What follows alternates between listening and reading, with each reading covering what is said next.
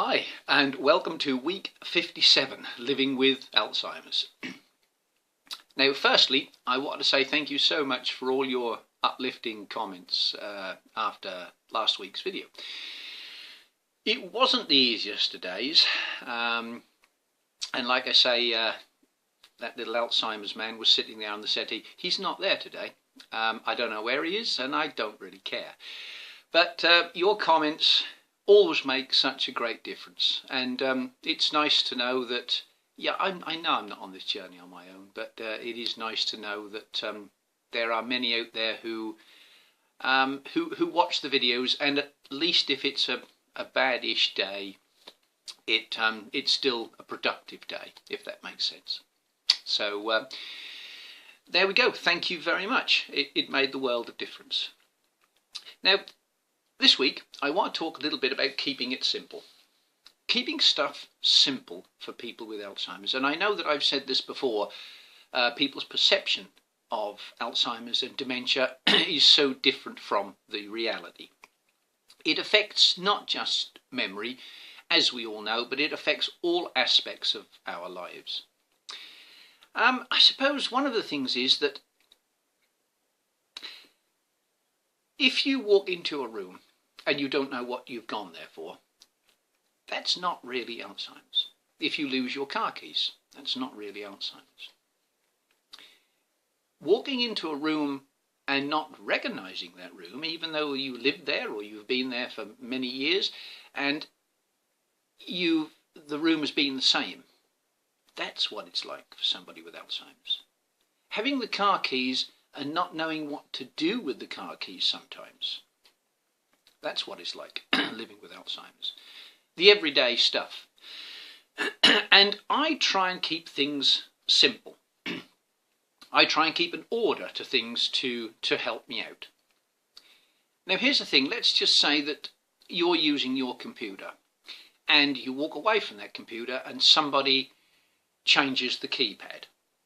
Somebody changes the lettering around. That order has gone. So it then becomes difficult. You work your way around it, but it's hard work because you've got to look at each key and think about where everything is. Whereas normally you just tap away and probably hardly wouldn't even look at the keypad. So that's what dementia is about. That order of things being wrong.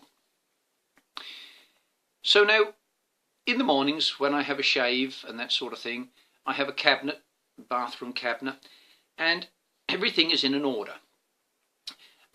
When I open the cupboard, everything that I need to start with is on the bottom shelf.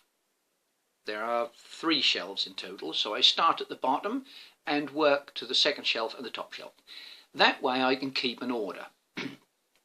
That way I don't use the shaving foam to clean my teeth and the toothpaste to shave with, which I must admit I'm fairly confident has happened in the past.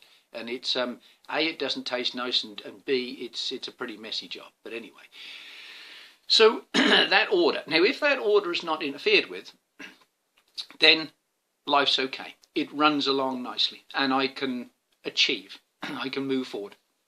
I can do the things that everybody else can do. If that order is changed, just like the keypad, if the things from the middle shelf are put on the bottom shelf, then it all goes to cock, and it just doesn't work right at all, and I get in a bigger muddle. Now, shaving is one of the things that somebody mentioned to me during the week. How did I get on shaving? Because their husband has a terrible job with it. Now, I used to wet shave, as I think a high percentage of men did or do. And I was cutting myself like mad. I was finding it very difficult. I think at times I was putting the shave foam on after I was shaving, and I was getting it all the wrong. The order was becoming all wrong. So I bought an electric razor, and that works brilliantly. That is solved that problem. And also I think I was bearing too hard on the razor, and that's where I was cutting myself. So I think it's about, as we come up against issues and problems, it's about keeping it simple and trying to get around these daily issues. So that's what it's all about, really. Keeping some sort of sense of order.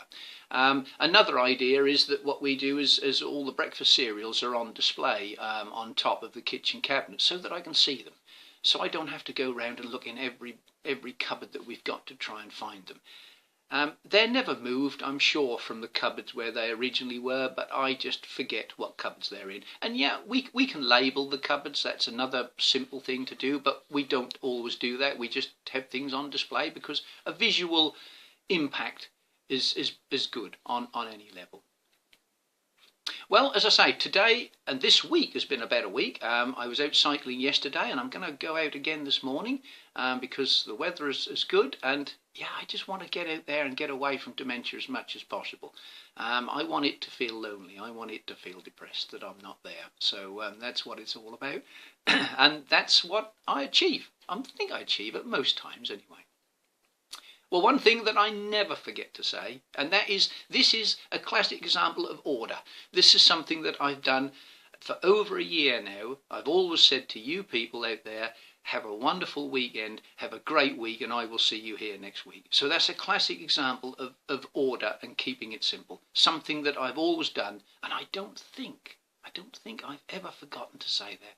I'm fairly certain that in every video I watch before I do the next video, I've always said it. So it's a great example of order and keeping things where they should be. Keeping dementia down there where it should be and not letting it get a hold of us for too long anyway. Talk to you again next week. Thank you so much for listening. Bye-bye.